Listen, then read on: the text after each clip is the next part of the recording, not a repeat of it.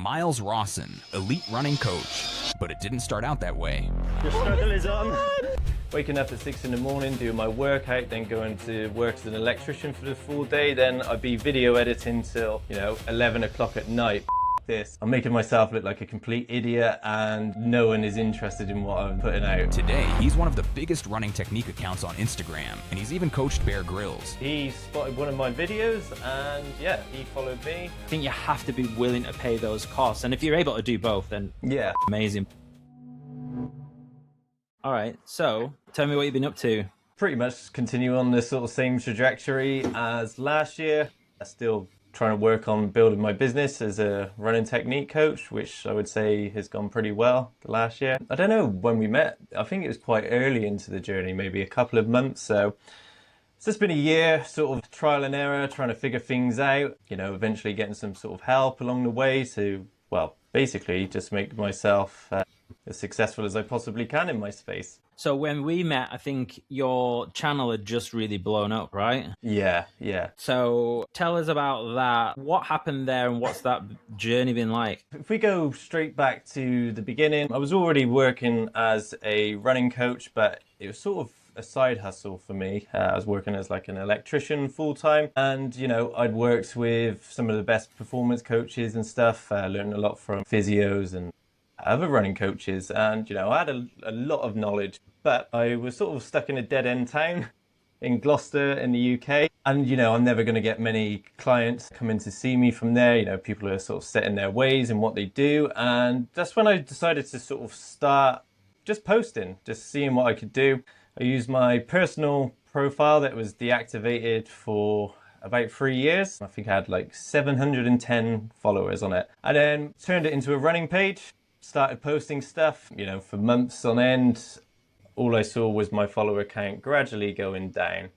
Even though the information that I was putting out is pretty much the same as today, it's all about how you package that information and how you make it attractive, to the people who are viewing, and trying to grab their attention as efficiently as you possibly can. But around April last year, that's when things started to change, and yeah, I went from sort of, I think it was about 650 followers one week, and then to 1,000 the next week, and then the week after that I went from 1,000 to 2,000, then 2,000 to 4,000, then 4,000 to 8, and then 8 to 14, and then it just basically skyrocketed up. And then I think we started chatting probably around the mark of me having about 40,000 followers, so maybe 2 months into it. But yeah, the growth was just insane. What was there a particular video that seemed to like take off, or was it obviously it was a culmination of like the skills that you'd accrued, yeah. Or was there a particular video that it like seemed to?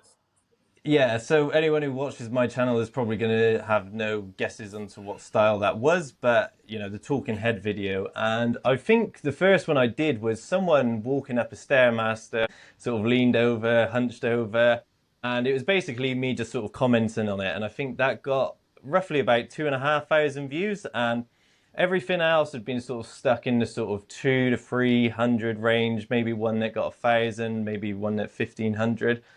But that one got 2,500. And I think it gave me like 6 followers. And I was like, okay, there's something to this one. So I did another one in that style and made it slightly better. And then another one in that style and another one. And basically all I did is kept fine-tuning it into the point where then I started to get videos that were getting hundreds of thousands of views rather than, a couple of hundred. And basically I kept it up. And then I dropped one that got, a couple of million, and that just blew up my followers. And I even had one that had like 900,000 views, but 17,000 people followed me from that one video. It'd be funny because it was just around the point I was really thinking like, fuck this, I'm going out in fields, I'm doing all this stuff, I'm making myself look like a complete idiot, and no one is interested in what I'm putting out. And sometimes you never really know how close you are to sort of hitting it off.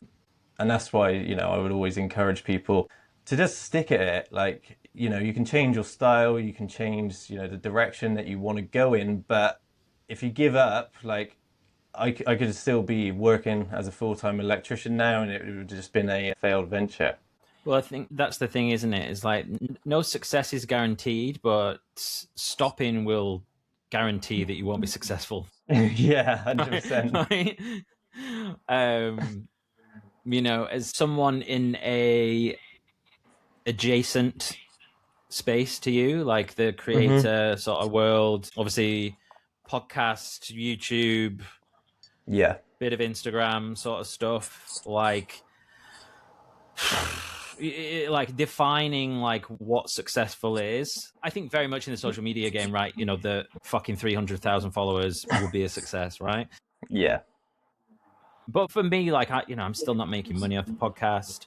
I do change the format a lot, like because I was interested as you were talking about it, I was thinking, yeah, I shouldn't be moving. I'm always changing my format. That's your problem. You went changing the format. And yeah, the thing is, like, I wouldn't recommend just going change. I would recommend, and this is one of the bits of information that I learned very early on, and I think it was like Mr. Beast or something said. He said, attempt a video style 50 times in a row. And if it's not gone viral by the end of that point, then it's time to change. But if you keep chopping and changing things all the time, you're never going to get better at what you're actually setting out to do. Yeah, that's such a good point, because it's like changing your strength training or your running plan like all the time, wouldn't it? Like, okay, I'm going to 2 days of this. Okay, I'm gonna try a completely different plan. So you're not going to accrue any of those. You're not going to compound anything, are you? If you don't put in the repetitions. No, you're not going to learn what works and what doesn't work if you keep trying to change strategies all the time. Because you'll have something that, that's what I did, is I had something that pushed me in the direction of this will potentially be successful. Then it was a case of fine tuning it. And, that's what I was doing. I was trying all of these different styles, and then something done a little bit better than the other. And then I knew at that point, that's what I'm locking into. Yeah, I mentioned to you last week that I'd started coaching someone, like a business mentorship thing. And we were just talking about this actually, where like we were on the call and she was like, okay, I'm doing this on YouTube, and then I'm going to do this on my email, and then I'm going to do this on my Instagram. And I'm like, we're talking about Facebook ads. Yeah. And I'm like, let's do this one thing really well, like, and get good at that. And then let's look at other strategies. Because it's so easily, especially if you are probably any form of like neurodiverse, right? That you can get distracted by the next thing. Yeah, like, okay, shiny object, right? Let's try that. Whoa, and that's why having a coach in all fucking spheres is really important.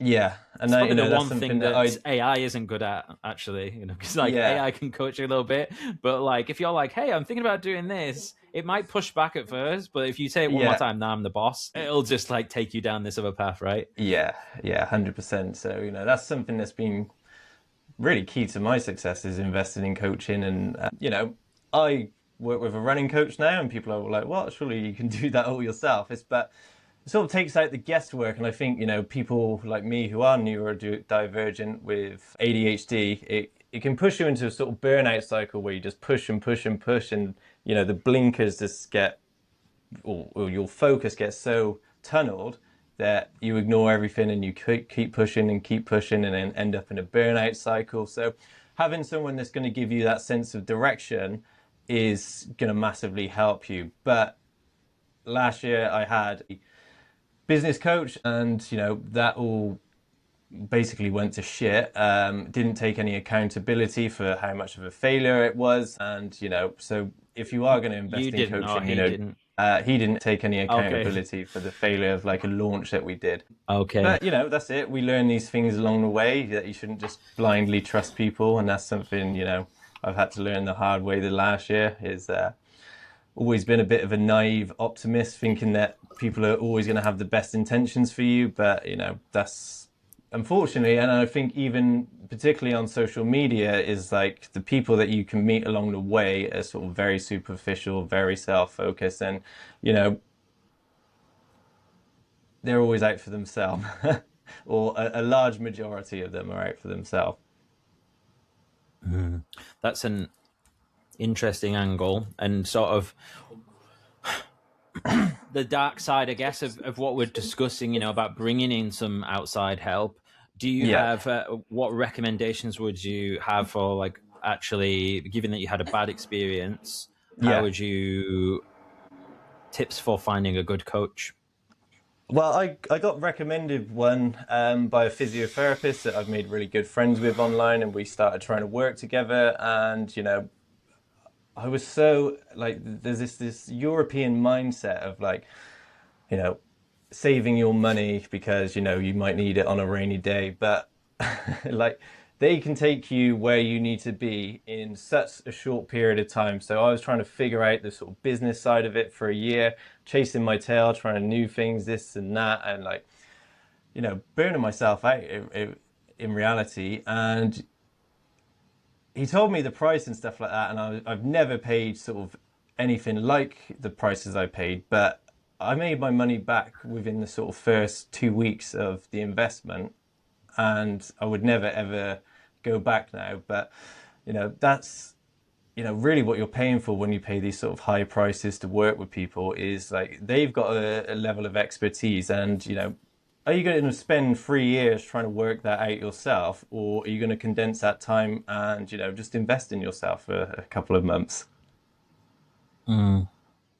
Yeah, I think if you're able to afford it, and I mean, and even then, it's like, what does that even, define what afford means? How much do you have to push yourself? Because there's some Yeah, people yeah, out there that would be like, I can't remember. Though there's a story of someone. It might have been Alex Hormozi or someone like yeah. that. But basically, like, they just went all in on like this one coach that cost them like everything they had.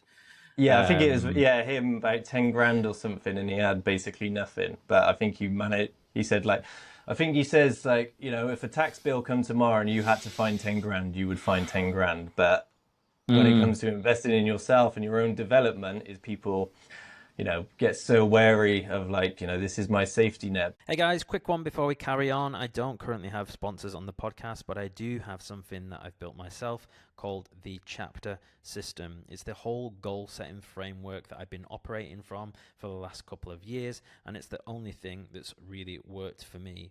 If you're interested, you can get the full system and workbook by going to thechaptersystem.com/PDF. Thanks very much. Back to the show. This is something I've had to overcome as well, is like fundamentally the chances of you being actually unsafe are relatively slim. The chances that you're going to lose your house or lose your job or be on the streets of, probably the average person is about 20 steps away from being on the streets, unless they make some pretty disastrous decisions.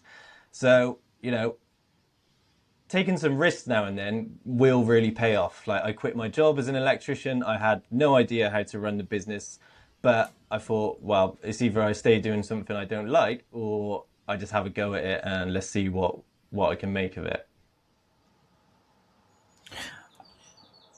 How long did it take you from when you quit your job to actually being able to say, okay, this is my new job, this is a sustainable living, to get to that level?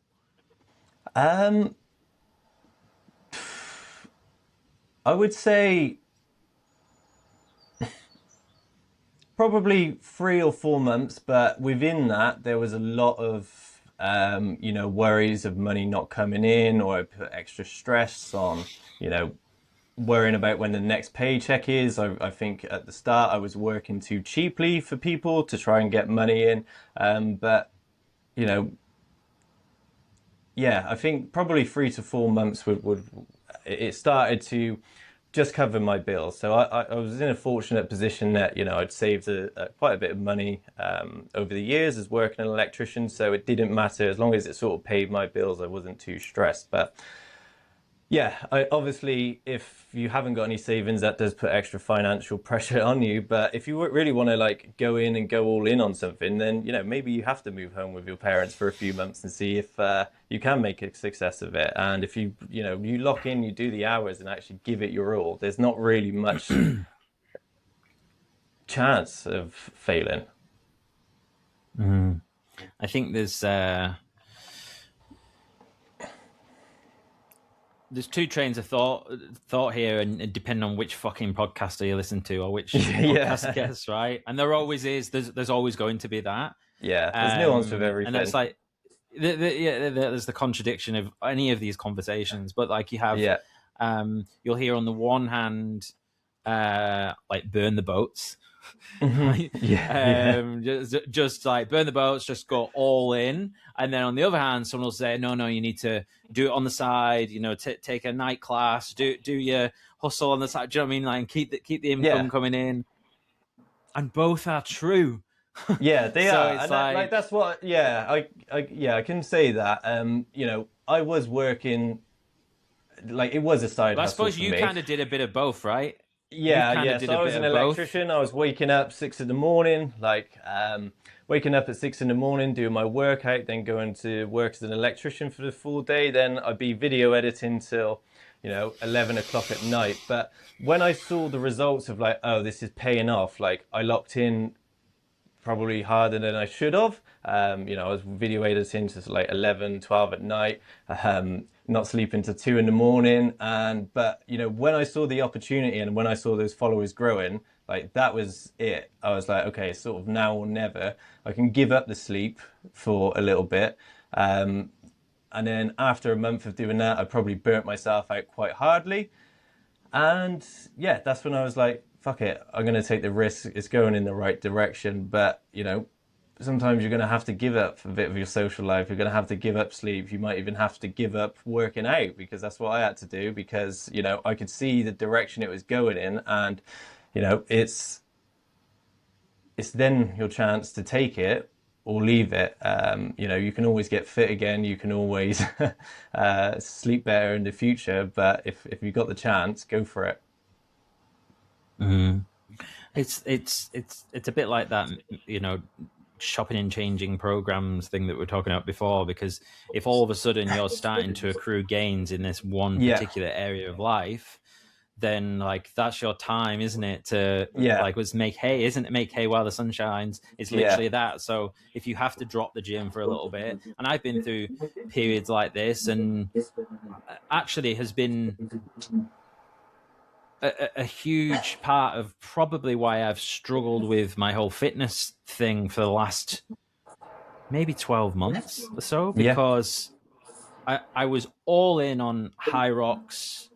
Basically HYROX. I was all in on HYROX, and I'm not all in on HYROX, but I was all in on HYROX to the detriment of more or less everything else.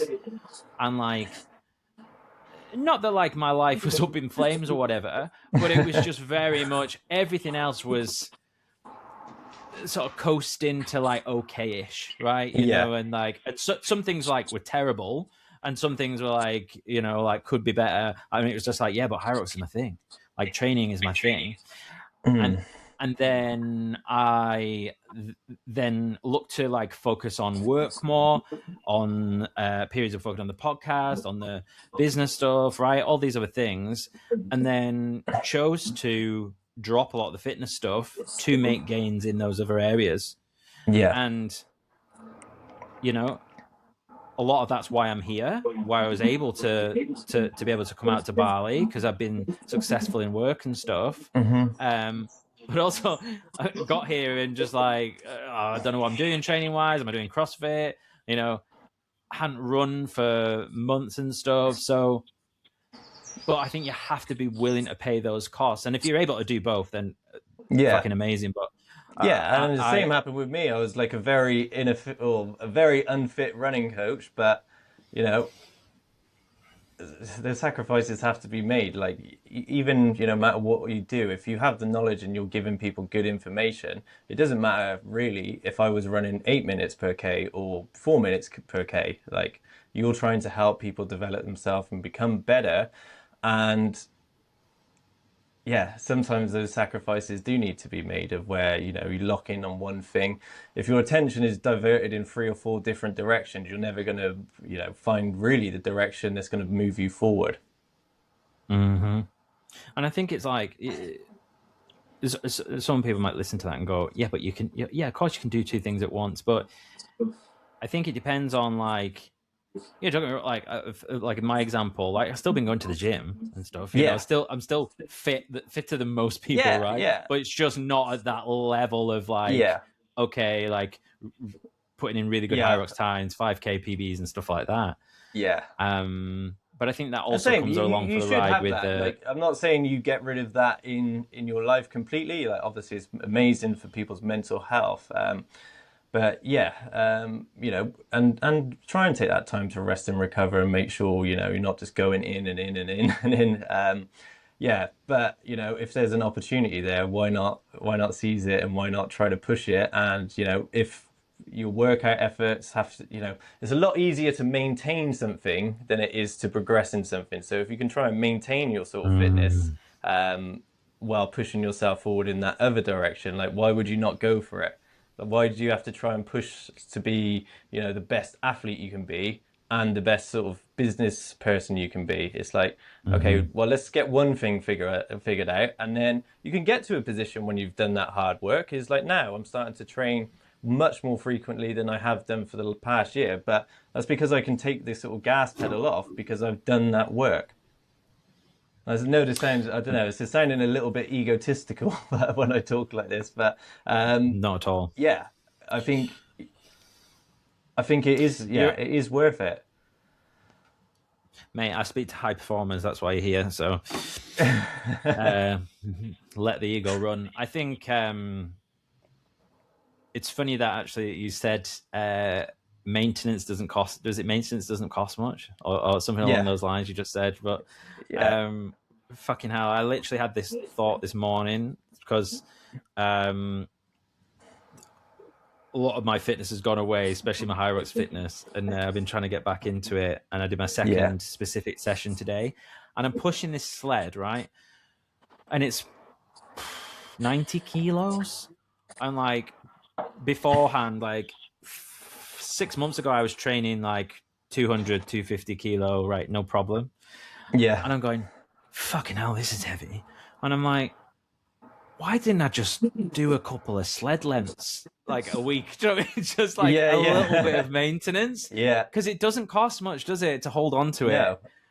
But it's so just part of the mentality. I think it is so hard to not have that, of like, go all in and then just like kind of just fucking forget it and just do something else for a little while. But I don't know. It's part of the fun, I guess. Unless you're a pro athlete, it doesn't really work. Yeah. But yeah, we're trying to be professional businessmen as well. So, that's what we dedicate our time to. They are in a fortunate or, maybe unfortunate position to be a pro athlete. So you went to Kenya, was it last year? What happened there? Like, how come you went out there? Were you invited? Did you go along for yourself? Like, what was the situation? So I reached out to them because, well, one, my social media was going well, and two, I really wanted to go out and actually just see what Kenyans are doing with their training. So I reached out to them. They offered me sort of a guest place to just come and sort of experience it. And yeah, I'm running my own camp there in September. So if anyone wants to come along, it'd be a great experience. But yeah, really, I wanted to just see, what the best sort of performance athletes and stuff do in the world. We met like many amazing coaches. We met many amazing athletes. But fundamentally, you get there and you basically get to experience their way of life. And it's a bloody hard way of life. And I think you come back and you probably realize, how easy you've got things. I know everyone's got their stresses with work and stuff, but like nothing compares to the stress that they have to go through. And one thing that sort of really stuck with me while I was there is someone turned around to one of the coaches there and said, "Oh, you guys, you have a really good life, don't you?" And I think what she meant is you've got such a good community, and everyone knows each other and everyone speaks to each other and everyone is happy. But he was like, you never ever tell a Kenyan person they have a good life, because you don't know how hard their upbringing has been. He was saying, like, when he was growing up, he never knew when his next meal was going to be. He had to walk to school 16 kilometers there and back every day. And he was being caned and stuff like that. So yeah, it's a very hard life, but they are so appreciative for all of the good things that they do have, and I think we take for granted so much. What a lucky position that we are in to be in, just to know when our next meal is going to be. Your parents probably dropped you off to school, or you at least got a bus. You weren't walking to school and setting off at 6 a.m. just to make sure you got there in time. And so, aside from that kind of, I guess, gratitude that you got from seeing how others are living, and the reminder that how good we have it in the West, what else did you specifically learn from them? Well, one, the importance of easy running. People tend to sort of push themselves too hard, and especially when you're sort of at altitude, you don't really get the chance to do that, because you're deprived of oxygen, so it forces you to slow down. But that's their sort of whole ethos, is like pole pole, like easy does it. And that's something with fitness as well, is that people tend to think of it, maybe in like a business, or even, like a scholarly mindset of, the harder you push yourself, the better results you're going to have. But, with fitness, it's actually the easier you do it, the kinder you are to your body, the more you recover, the better your performance is going to be. The more consistent you are with it is what leads to the better returns. But yeah, it was, very, very good experience. I would recommend anyone goes there, and you do get significantly faster. They said you don't make any performance gains, but yeah, I was only there for 2 weeks, and when I come back, I was running a hell of a lot faster because of the altitude training than I was prior. So what would like your day-to-day look like? How many sessions were you doing? Or just give us a bit of a bird's eye view of that. So we would start the morning with a sort of like easy run, and then you'd have Tuesdays you would do your track workout, and Thursdays you would do a fartlek session. And the fartlek sessions were either sort of 3 on, 1 off, 2 on, 1 off, or 1 on, 1 off. And then, depending on how fit you were, you would do a second run in the evening, or what I was doing most of the time, because, it does take some time to get used to the altitude, is I was just doing some cross training in the gym, sort of like low, easy sort of zone 1 stuff, jumping in the sauna. But then, you would go out and you would experience things. You would experience like the local villages and seeing how like the community interact with each other. You would go, we went on a safari trip. We did some sort of like waterfall walks. We would meet sort of elite athletes and elite coaches as well, who, try and develop you, where you get to ask them as sort of many questions as you possibly can. And that was it. And then some days you would just sort of recover, sit by the pool and enjoy it. And, you'd get 4 meals a day, all organic food, from the local area. And it was just amazing. It was probably the best 2 weeks of my life. I met some amazing friends, and I went with them this weekend to support them run 100k, which I initially planned on doing, but because of life circumstances, I wasn't able to train as well as I could have while I was trying to still do the business, and trying to train like a 100k run at the same time, something had to give. But it was an amazing experience, and I met some of the best friends I've ever met, and they come from all around the world to visit us in England last weekend. Oh, nice. That's cool. What area of Kenya was it? Iten, so very famous. That's where the a lot of the elite athletes trained. We went to sort of I don't know if you've ever heard of Brother Bob, very sort of famous running coach who trains, he tries to spot talent when they're young and train them up Okay. to be elite athletes. So people like Paul Kalimo and stuff like that. So he develops them. So yeah, it's a really good insight to see, what Kenyan life is. And like, people travel to attend basically with this, the shirt on their back on the hopes of becoming an elite athlete. And it's very hard, very, very hard for them to get into that position. But, for the ones that do and the ones that get, sponsored and the ones who get managed, like it can change their life completely.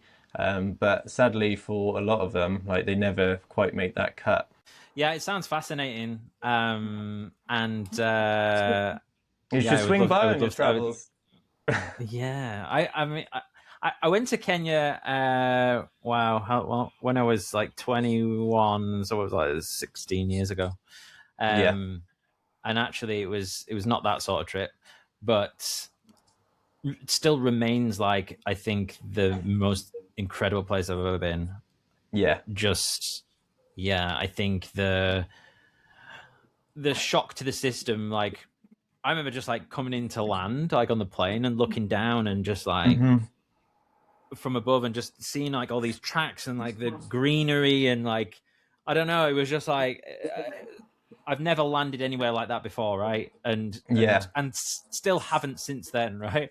And it was just, arriving in somewhere like that, it's amazing. I mean, obviously, like you said, there's a lot of poverty and stuff, but I thought it was just fascinating and magical and so interesting. And I would love to go back, and my interest is certainly peaked.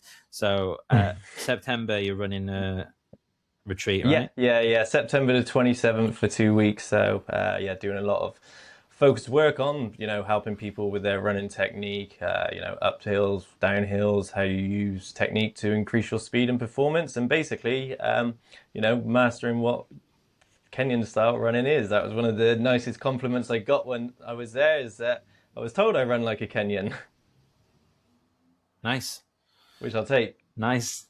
Yeah. I'll take that all day. All right, so one question I've got on that was, so the main thing that you said was the importance of easy runs. No one's ever said that on a podcast, right? It's on two. That wasn't me making fun of you, by the way. I just thought of it then. I was like, no, but actually, the context which I meant that in is actually I've been so I've just started getting back into a little bit of running, and had some issues with my back, and had a physio out here who prescribed that it was down to my anterior pelvic tilt and my weak core. Who told me I had anterior pelvic tilt was on our call when you assessed my running technique.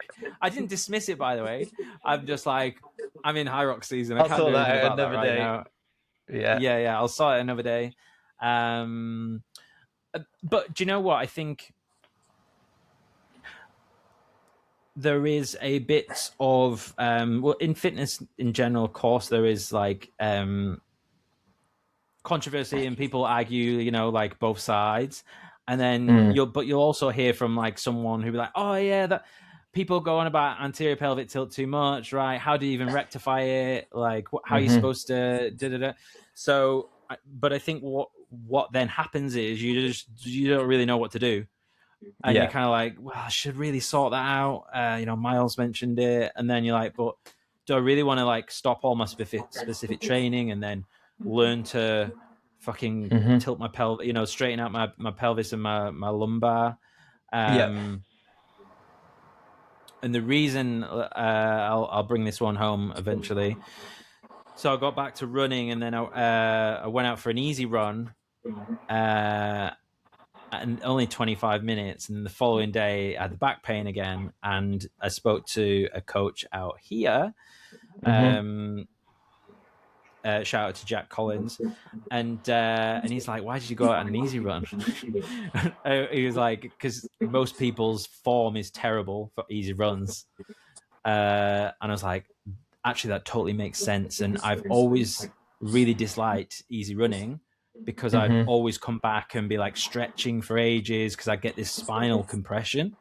Yeah. Whereas if I'm doing something where I'm bounding a little bit more, or then it does, even though it's more fatiguing, I'm able to run with better form. So all of that, over to you. I'm hitting it back over the net. Easy runs, pelvic tilt. Talk to me. Well, I'll take you back. I had so many postural issues for so many years, and I think that was a combination of one. I think school is just terrible for, what you're forcing these kids to do each day is lean over right on a desk like this. They can go a whole 8 hours and, not do any sort of form of activity. The best they get is walk between lessons, particularly when I was at school as well. There's we didn't go outside and sort of play and run around. And yeah, you're forcing people to sit in positions that are unnatural. You're using back support all of the time. And, I would probably say that I left school and I look at some pictures of myself when I was like 18 or 19. I had the sort of opposite problem to you. I had the posterior pelvic tilt. And yeah, I was just sort of in a mess for years. So that's when, so that's when your hips are leaning back. No, that's when you're basically, I would say like your hips sort of as if you were sort of thrusting forward. So anterior pelvic tilt is where your hips tilt backwards and you arch your lower back, and then the other one is where your sort of body starts to sort of sit under you, and you're bringing your sort of glutes under your spine, and it sort of tilts in that forward direction. Does that make sense? Oh, okay. Yeah. I must admit, I'm now getting confused as to which one I have. I'm like, because I'm like, oh, I feel like I've got the one you said. And then I'm like, but I don't know. I definitely get the little arch in the bottom of the back thing. Yeah. So that, so your spine will sort of try to go one way or the other. And that's basically a compensation effect for your upper body. So, you can start to roll forward, and that's something that I did because I was working as an electrician. Basically, like your spine can go what we call slightly kyphotic, and you can really see this in people who are 70 or 80 who really start to fold over. The neck starts to come forward. The crooked old man kind of like that classic. Yeah, and that's it taken to its fullest extreme, basically. But with that sort of posterior tilt, your body's always trying to find this state of equilibrium, but what it will do is, because that's tilting that way, your upper body will start to then fold forward. And that just really comes from, not having that sort of stable core, the stable glutes, strong hip flexors, which all get switched off from, just sitting in inactivity from day to day. And I was really lucky to find in my local area like an award-winning physiotherapist, and she just said yeah, you can run beautifully, but you've got absolutely no strength in your psoas muscle, you've got a weak core, your glutes are basically not there at all.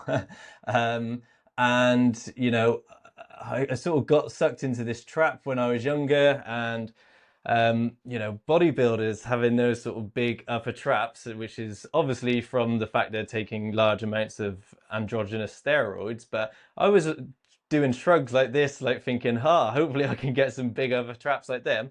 But that causes the muscles underneath to switch off. So if you're massively dominant in one area, my mid traps basically switched off. There was no muscle there. And all that does is pull your shoulders down, and you're always left with sort of tension in the shoulders. Tightness is because you haven't built the muscles up around your spine to actually, in your body in a lot of ways to keep that good posture. Like, so many people are focused on how much can I bench press, but have they ever looked at what their mid traps are like, or are they doing sort of rear delt flies and stuff of bringing stuff backwards? Like, we didn't evolve to be doing heavy things in front of us, really. We would be picking out of the ground, we'd be pulling things backwards. You know, most people can't even sit in a deep squat position, but you know, that's what we fundamentally all should be doing. If you go to these you know, less economically developed countries, they, you know, a lot of the time they don't sit, they just get in a squatting position, and for most people that is incredibly difficult. So, you know, yes, there are some people who say, "Oh, you know, your pelvis is the way it is," and yeah, for some people it can be like that. If it's not causing you pain, then you know, maybe don't work on it. But if it is causing you pain, then why would you not try to do something that, you know, even if it doesn't work, at least you've tried it and you've exhausted that as an avenue. Yeah, and I think that's the thing, isn't it? Where you said there, like, oh, if you're in pain, right, then Yeah. maybe figure it out. I think the problem is that, or certainly from my own perspective, is you become so used to what pain is and becomes your Yeah. normal baseline, Yeah. and you stop thinking about it, right? So I'd Yeah. be like, oh, I've Yeah. come back Yeah. from an easy run, my back's a bit sore, I'll do some stretching, but at no point do I think of it as pain in a weird Yeah. way. It's just, Yeah. oh yeah, that's just what happens. That's And just then what all of a happens when sudden, I run. Yeah. yeah, exactly. And I think, it, you know, and in my example, you're so right with like, and I know you're standing up, right? Yep, always standing up, always coaching Good upright as boy. much as I can. Good boy. Yeah, And like yeah, a lot of the time I'm even sort of balancing on one leg when I'm doing my coaching because yeah, people can pay me to train. So yeah, keeping yeah, yourself, your posture upright. You know, people are paying me to do that. So yeah, I'm killing two birds with one stone. I love it. Like, so, and another thing is like sometimes you don't realize sometimes all of the positive habits that you've built up, Yeah, but and you just don't even really think about them, right? You think about the yeah, big ones, the big important ones, and yeah, then so I'll yeah, give you an example here, right? I come out to Bali, okay, healthy lifestyle, right? I'm going to be training every day. yeah. Walking is a fucking nightmare out here. It's not designed for walking. Everyone is on scooters. Yeah. So obviously it's very hot. So unless Mhm. you're in the morning or at the beach or at the nighttime at the beach, you kind Yeah. of you're not able to do it. So back in the UK, I was doing 10, 15,000 steps a day on Mhm. average. Then I had a standing desk at home, right? Standing Yeah. in the office. I don't even have a desk. Yeah. I refuse to have a chair. I'm just like, so then come over here, and then I'm in cafes most days, right? Yep. Or here right now in my villa, and it's like a culmination of those things, hammering CrossFit every day, not really having a proper Mm. strength plan, just kind of, you know, and then all of a sudden my back blows up. Yeah. Uh, uh, I think it's no wonder why. So it's like, I suppose, yes, you like doing all the physio stuff, hiring Mhm. someone like yourself, you know, to fix your pelvic stuff or whatever, but also like easy wins. Like Mm. for me, would be just a normal strength plan, you know, Yeah. get some steps in, Mhm. stand up. Because I used to really struggle actually with because in my early 20s, I had a job where I was just like classic hunched over a desk, little Yeah. laptop for Yeah. years, and I was young, so I didn't understand any of it. Mhm. It was like a small company, right? So they didn't have a ergonomic fucking review or whatever it was. Yeah. And then all of a sudden, I was like, it must have been like 24, 25. I developed a fucking tick in my like doing Oh this wow. all the time. Yeah. Yeah. And someone said so every now and then someone will say to me, "Remember when you had that little tick like with your Yeah. neck?" And like that was really fucking bad. And I'm like, Yeah. yeah, well, like was pretty bad. And then but yeah, that's a real fucking quick win, isn't it? The standing desk. But like, you know, some people who I work with like have no option but to sit at a desk. But like, you know, something as simple as like, you know, I have a stool here, so if I am gonna sit down, and sometimes I do sit down because I want to lock in with the video editing, I can't really video edit stood up, or it doesn't help my flow. But at least I'm using something that's not supporting my back. If you go to Kenya, they've got those sort of pub style benches where you're keeping your posture upright.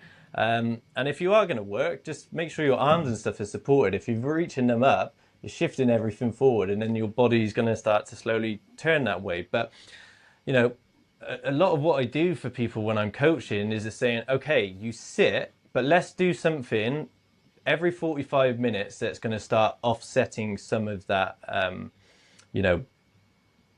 those postural problems. Okay, so whether that's starting to lift your knee above 90 to start switching back on your psoas. Basically, when you start sitting for a period of over 45 minutes, and you've probably experienced this before, is when the sock starts to indent around your calf muscle. Well, that's all of the blood starting to pool at the bottom of your legs, and that causes I never massive thought of that. Of course, right? Oh yeah. my god. Well, that the cardiovascular effect of that is massive, and to offset that, you would have to exercise for at least 60 minutes every day. Most people don't exercise, the government recommended guidelines of 150 minutes per week. So trying to get them to do 60 minutes a day, but just getting up, getting active and moving around, allowing yourself to, get that circulation back, whether that's just doing 5 or 10 air squats, and you do that, you do certain things throughout the day that are going to offset some of those postural problems. And like, this is something I learned the hard way as well. It's like you were talking about strength and building your sort of strength up, whatever that is, like traditional strength training. But if your like adductors are fucked, or your psoas isn't doing the job that it's meant to do, you're only going to be making compensations in those movements that are going to flare their ugly head at one time. And that's something, I learned the hard way. Is, that physio who I worked with, she gave me all amazing advice, and I listened to none of it. I went back to strength training. I was like, okay, I'm going to do the sort of heavy lifting. I'm going to carry on running. And then it got to a point where, I couldn't run because I tore my hip flexor when I was playing rugby. I ignored her advice. I was like, I'm just going to go straight into strength training. And, those things are going to come back eventually. So why would you not work on those things that are, not so sexy, like your core, your psoas, making sure that our glutes are active for one, because most people, are way too hamstring dominant or way too quad dominant. But even with our running, like the glutes, as you're starting to gain speed, should be the primary driver. But most people are sort of hamstrings and quads are feeling completely fried after their runs, rather than feeling like they've got a good workout in their glutes. Yeah, and I should caveat, when I said not strength training, I did mean kind of more athletic strength training, calf raises, whatever. All the glute stuff, all the classic stuff that I've done, while I've been running and stuff. Because I guess they're like a protector, aren't they? Like, do you know what I mean? Like, so like if you turn your glutes on, you turn your calves on, and everything else, then you're not going to notice that lumbar thing as much, because it's not going to fail as soon. Yeah, well, your body does want to, find the perfect position, but if you're not giving it the tools to be there, then it never will. So, sometimes I go through days or like even weeks now where I don't notice that I'm in pain anymore, and it's just become a normal part of my life. But for so many years, I was in pain daily. I felt uncomfortable, and I thought, like you said, is you just accept this, and you just think, well, this is how I'm designed to be. And then, every now and then, I'll spend a day sort of like locked in on the sofa where I'm hunched like that, and my shoulders are knackered from it, and I'm like, okay, well, I shouldn't have done that, but yeah. These little things that you do day to day are going to have a massive impact, and like, it's not just you, the here and now. If you're feeling pain now, I don't know exactly how old you are, but let's just say, for an example, I'm 32.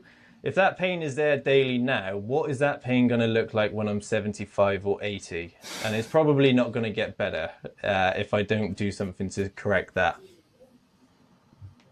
Yeah, but that's so true, isn't it? And I often think that, where in the past when I've had any form of niggle or whatever, and Yeah. then it's a nice reframe actually to go, well, aren't I lucky that this is rearing its head now?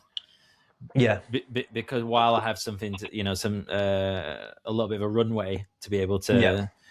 to work on it. Yeah.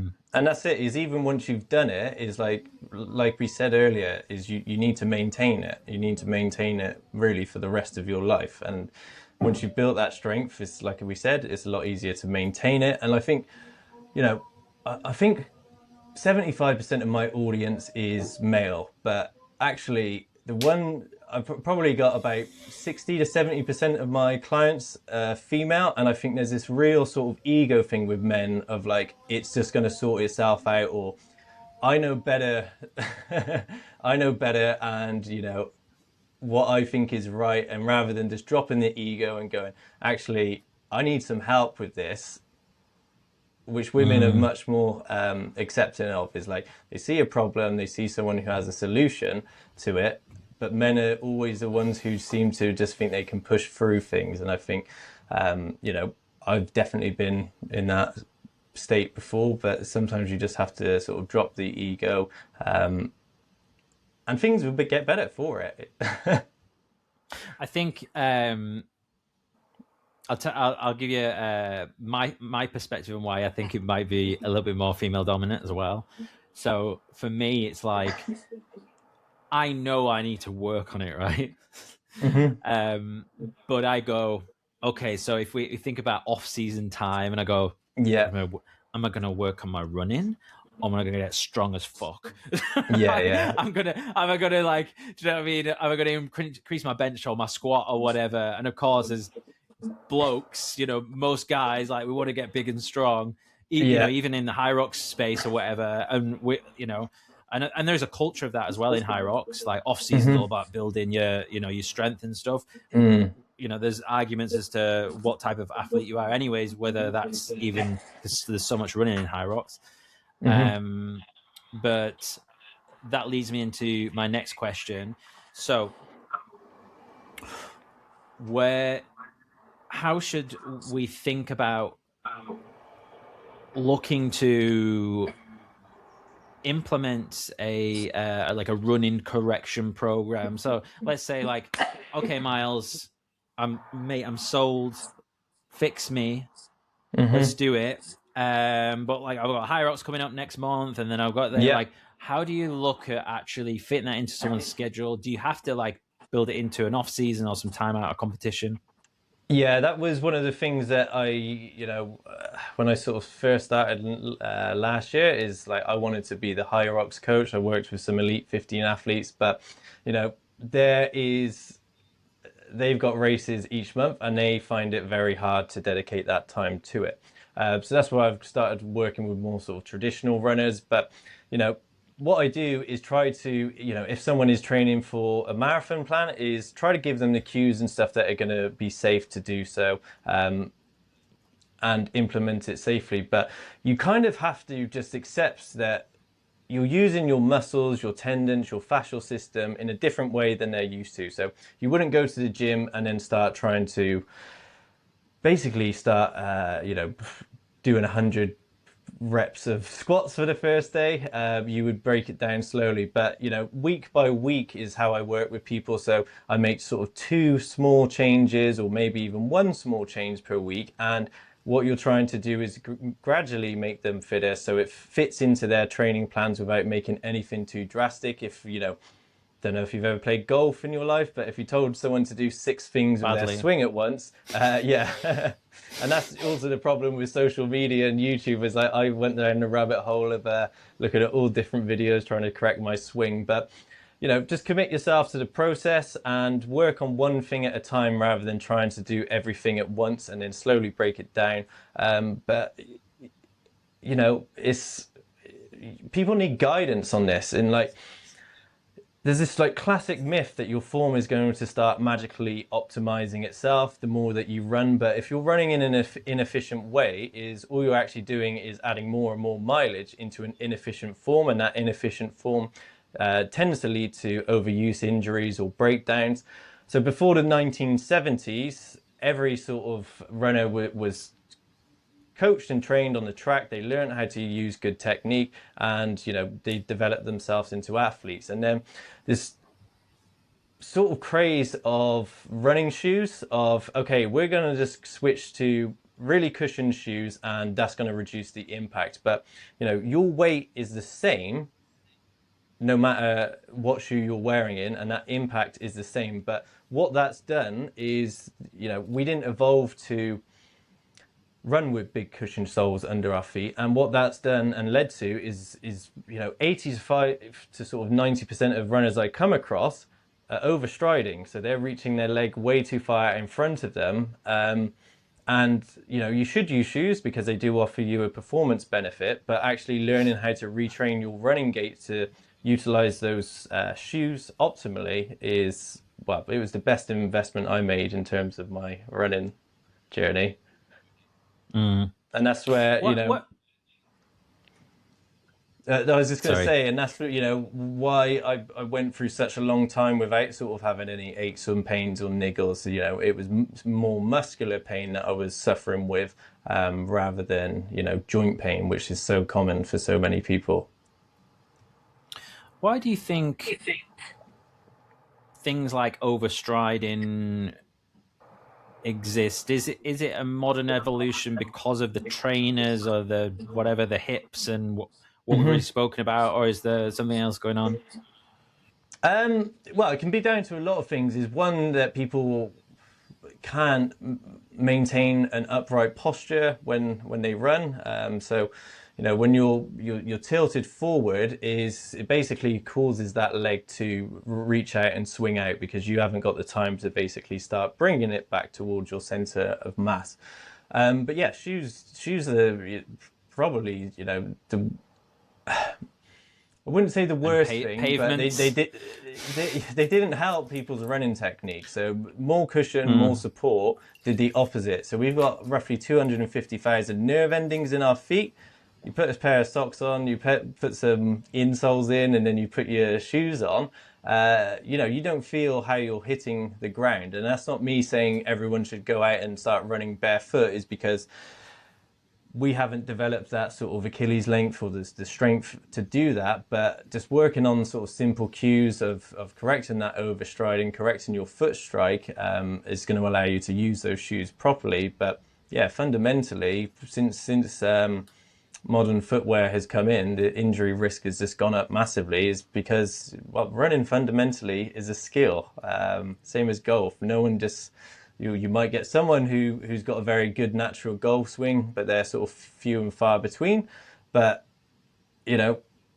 even the people I met when I was in Kenya who are elite athletes, they work on their technique, and it's always a case of trying to fine tune it and what works for them. And same again, the elite athletes are working on the sort of physio routines that are working on some of their weak stabilizing muscles. They're not going in and doing lots of heavy squats and things like that. They might do that a little bit more on their off season, but they're committed to making sure their movement is as refined as it possibly can be.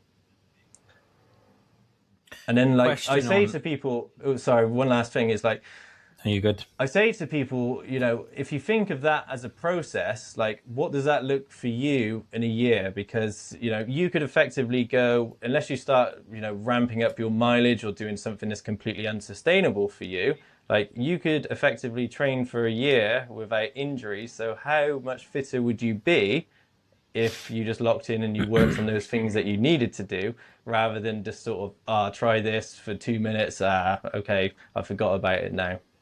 One question I had for you. When looking at things like strength training or running specific strength training, one thing I'm interested in is the this thing about heavy and rep ranges. Because is there this that things like you should be able to do, is it 30 calf raises or something? Before you can go out and run or whatever. But I always think about I don't know what are the optimal rep ranges for like running strength? Because obviously there are benefits to doing heavy stuff as well, or Yep. is there not benefits to doing it? Like, what do you think?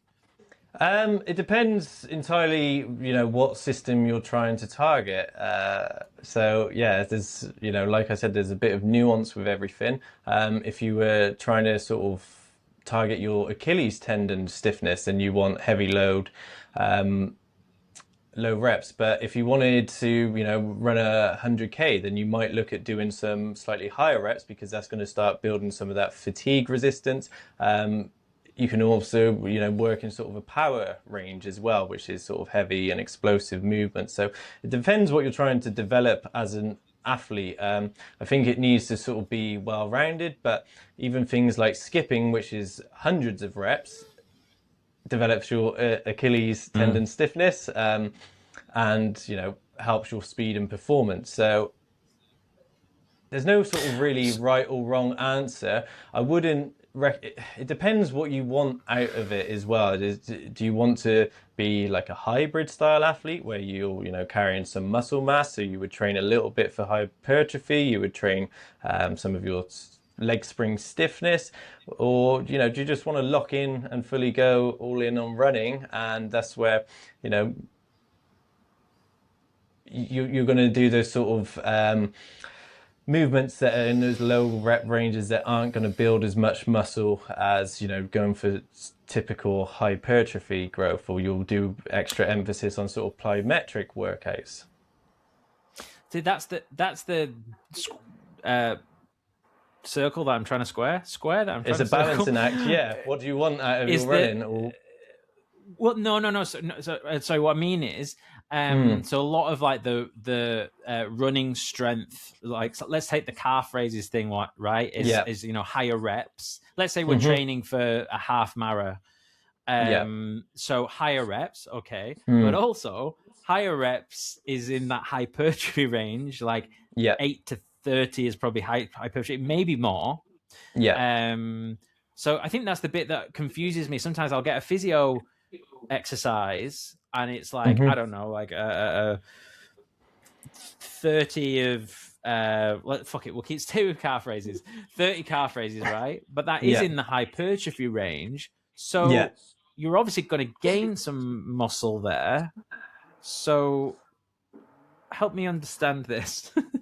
I mean, a lot of it depends on one, like your frame, how much sort of muscle fibers of each of you. Have you got more slow twitch muscle fibers? Have you got more fast twitch muscle fibers?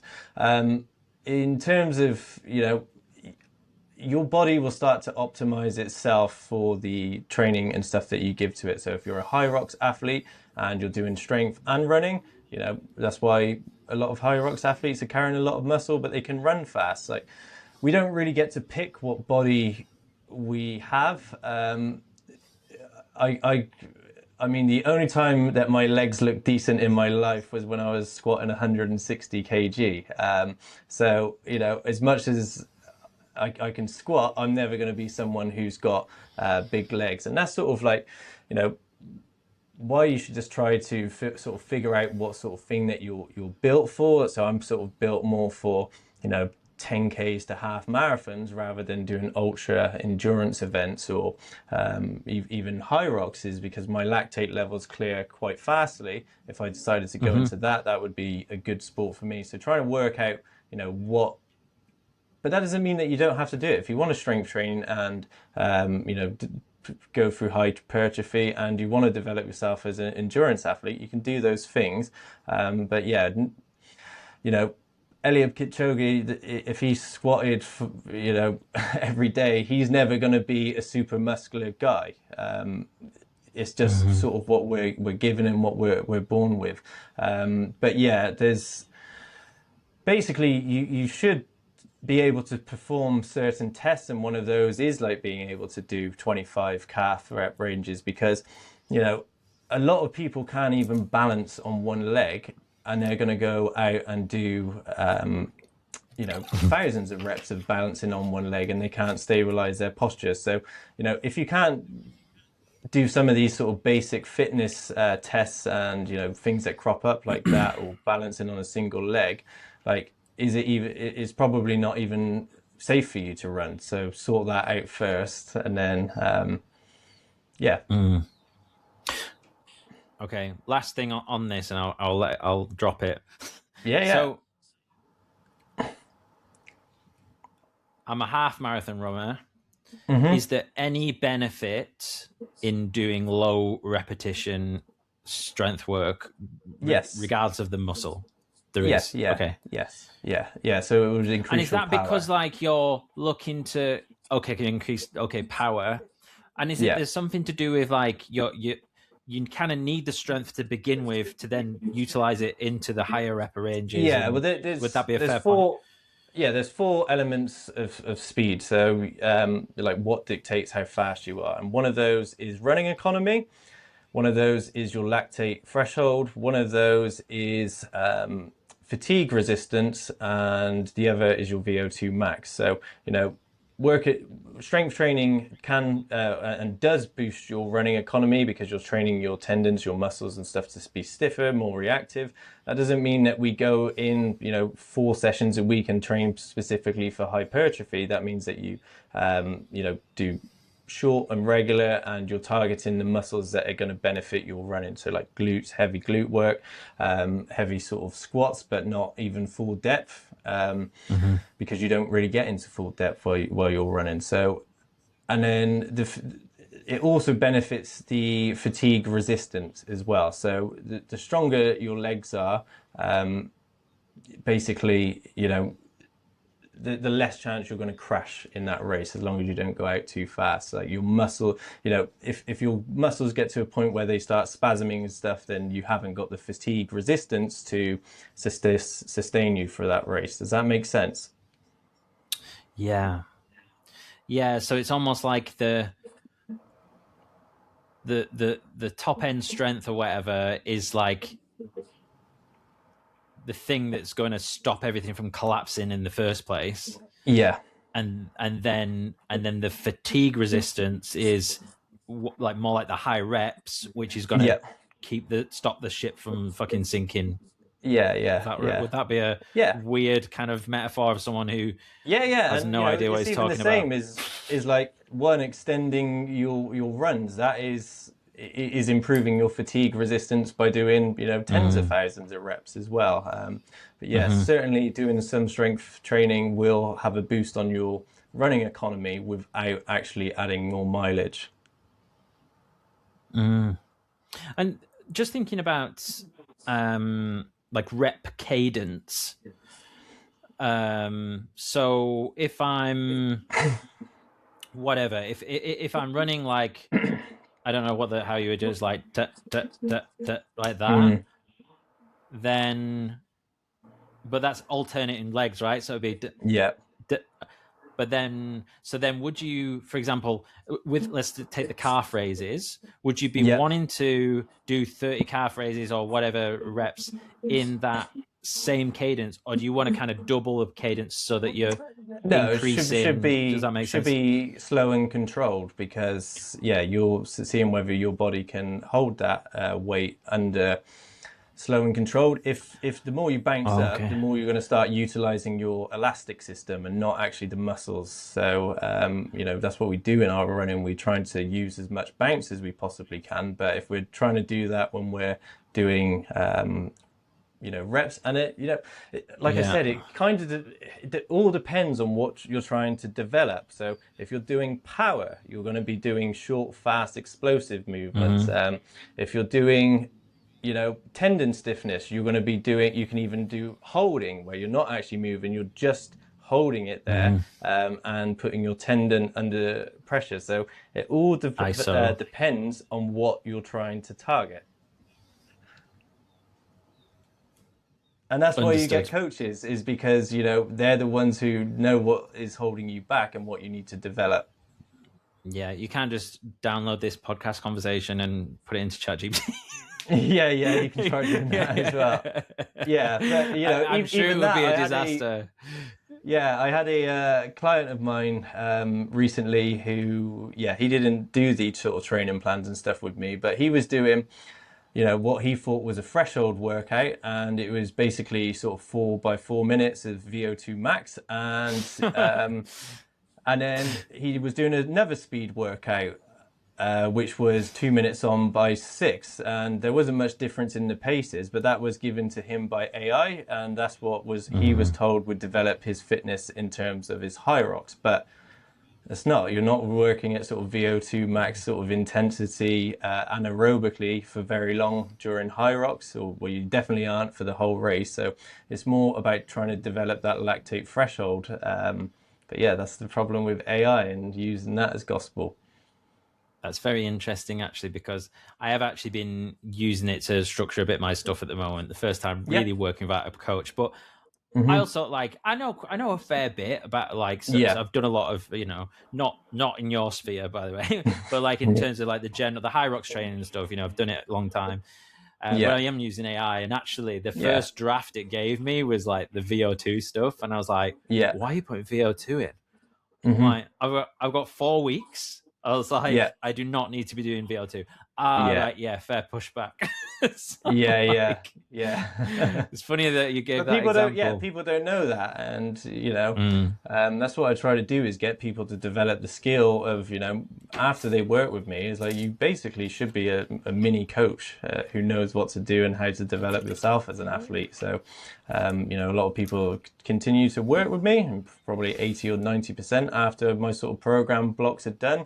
But I'm trying to give people the tools that they can use to develop themselves for the rest of their life, so they know whatever race they train for, whether that becomes a 10K to 100K, is at least they know what they're doing and what things that they should be targeting after the period of working together.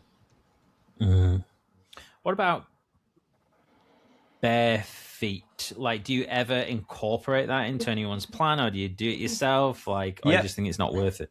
Yeah, so I've been wearing barefoot shoes for 3, maybe 4 years now. And yeah, I recommend to all of my clients is actually starting to do some weight training. Maybe not barefoot, but you can wear sort of like a barefoot style shoe, or you can start putting sort of toe spaces between your toes, which are going to start restoring some of that natural foot alignment. So when we start to squeeze in our toes, is we've got a connection between our big toe and our glutes. So when you're wearing these nice big toe and glutes. Yep. Okay. Yeah. Oh, that makes sense, of course. But I'm looking down like, all right. Hi.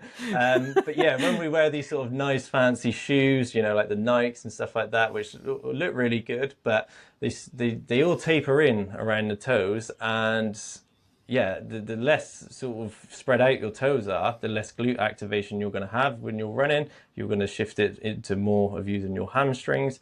And the same when you're doing weightlifting and stuff like that, you should be trying to drive your big toe into the ground and having that sort of wide, I call it a tripod base, of where, you're grounding your feet in, you're pushing your toes into the ground, because the feet are the start of our strength and elastic chain. And if they're weak, and for most people they are weak, everything upstream has to work harder, or everything in terms of, their body has to take a disproportionate load because of the footwear that we wore. Sorry, I just keep looking down my foot now.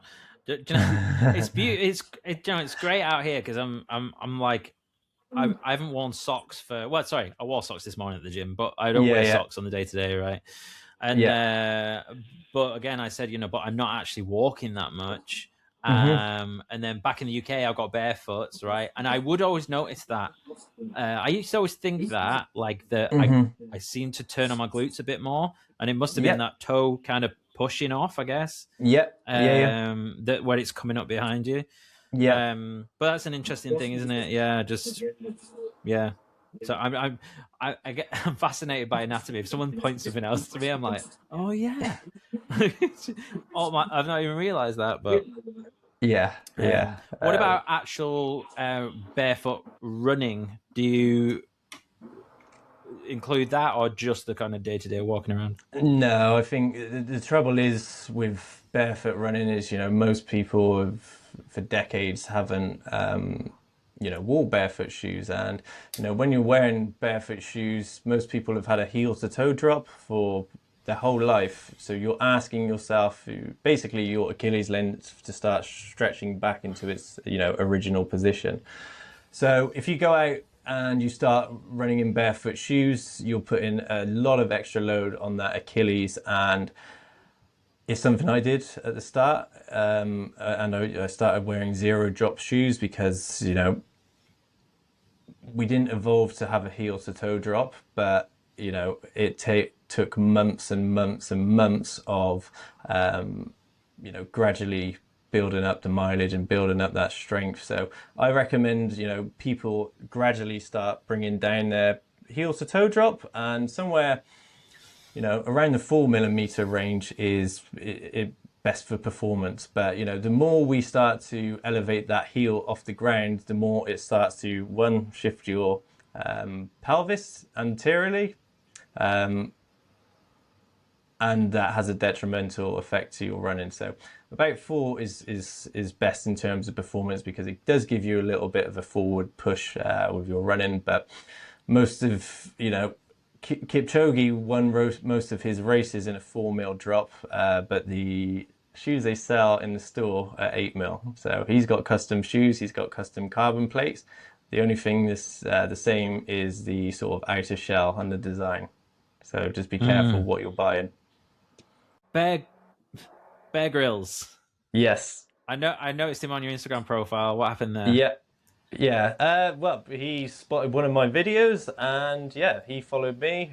I mean, I didn't follow. I followed him back, and we just had a bit of a chat, really. And he was off sort of busy filming for a few months, but he said, all of the things that he's achieved in his life, he's never enjoyed running, and, was really scared to run because he was having so much sort of Achilles pain, consistently throughout his life, that it would never really become part of his life any more than he needed to, and he would just sort of push through that pain. And, we had a bit of a back and forth. We had a chat sort of like this, and then, I went down and met him for hours coaching. I usually do 2 hours of coaching, but he gave me a very specific time frame because he's a very busy man. So we did the best we could in that time frame. And I messaged him yesterday, asked him how he was getting on. And he said it's in my head and my heart now. So thank you very much. That's awesome. That's awesome. I used to be absolutely obsessed with Bear Grylls. Same He's a bit of a hero of mine. It's so cool.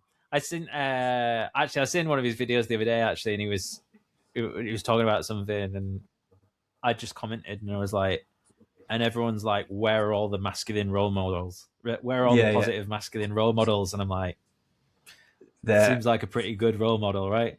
Yeah. But no, he's a cool guy. All right, mate, this has been fun. I really appreciate you coming back on. No problem. Thanks for having me. My absolute pleasure. Where should people go if you want to check out your work, and if there's anything that you want to plug before we finish up? My coaching link is on all of my platforms. So I'm at Find Your Stride Coach. A few seconds away from booking a call with me if you're serious about investing in yourself and your future as a runner. Or you can drop me a DM if you want to. I think people think because I've got so many followers, all I have is DMs and DMs. But I check through them and respond to people where I can. Yeah, he does respond. I can confirm. Maybe that's my downfall is I should be like other influencers and just ignore everyone. No, I think it's nice, mate. It's nice that you're don't think that you're above your station in that regard. So no, I try not to keep it up. I think still see myself as an electrician. Well, maybe if I'm in the UK and I need a hand with some more wiring. No, I'm not kidding. I've sold all that stuff now, so it's a bit too late. But all right, mate. Thank you again, and Thanks so much, let's and catch up again. have a good day. Yeah, no worries, mate. And you. I'll see you soon. Cheers, mate. Yeah, see you soon, mate. Hey guys, thanks for making it all the way to the end. One more thing before you get going. If you do want to check out the chapter system, which is the framework that I've developed over the last few years for goal setting, go to thechaptersystem.com/PDF. It's just $10, and it's the best way you can support the show without the need to ever buy me a coffee. Let me know what you think, and I will look forward to seeing you in the next one.